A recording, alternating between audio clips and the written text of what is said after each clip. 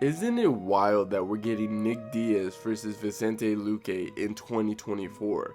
Or is it even more crazy that Dana White said it was going to be an all-out war? There's no way he truly believes that. Come on now, a war?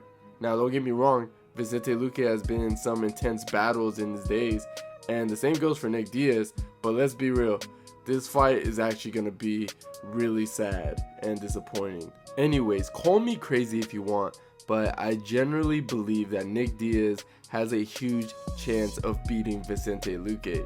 Now you might be thinking, isn't Nick in his early 40s and past his prime? And to that I say, of course he is. In fact, I think we might see the worst version of Nick Diaz to date.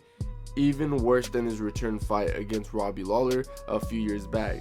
And believe it or not, I still think he could beat Vicente Luque. And that's mainly because Vicente Luque isn't the same fighter as he once was. You see, Vicente Luque got a serious health scare after the beating he took from Jeff Neal.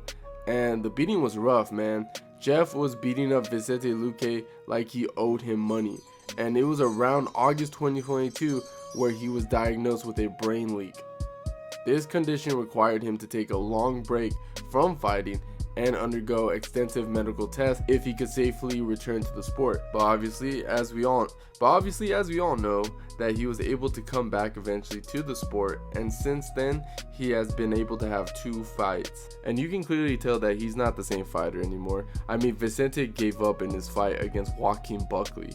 He didn't try to get up, he wasn't trying to pull him into his guard, he wasn't trying to sweep him. The truth is, he wasn't doing anything besides just covering up and just giving up. The weird thing is that he wasn't even rocked or anything, he just gave up. Honestly, even the fight before that, Vicente Luque had a boring clinch match with RDA. When have you ever seen Vicente Luque fight like that? Exactly, he usually doesn't do that. The guy is obviously scared to get hit now, and I don't blame him.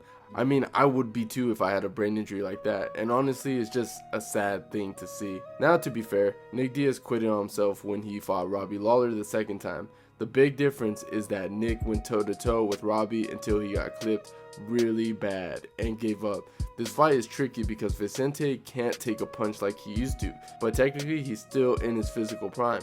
However, his brain seems a bit messed up. But in the same time, he does still have those kicks. He has those nice body kicks and he can land, and he's still explosive. And let's be real, Nick really doesn't hit that hard, and if Vicente Luque really doesn't want to get hit, he can just always clinch up for all 3 rounds and just make it a very uneventful, very boring fight, which I can also see.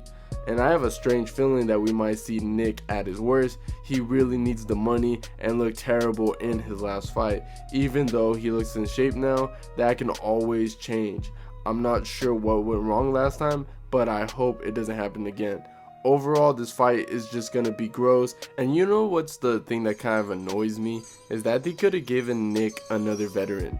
Even with the brain damage, Vicente is still a powerful guy. If he lands first, it could be a scary scenario for Nick and might result in a knockout, because Nick's chin did not look the same in his fight with Robbie. And I just hope that this is Nick's last fight, and I hope he's getting a big fat paycheck, man. Same thing goes for Vicente Luque. I really don't want to see him fight anymore. He doesn't even look like he wants to be there sometimes, and I'd argue that he can't beat anyone in the top 15 now. This is a lose-lose situation for both guys. If Nick wins, who are you gonna book him against? Jeff Neal? What I'm saying is that no matter who wins, neither of them is beating anyone in the top 15.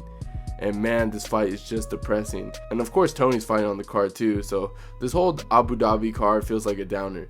Anyways, as an early prediction, I still side with Vicente Luque. I think he'll probably win by unanimous decision. But don't count Nick out yet.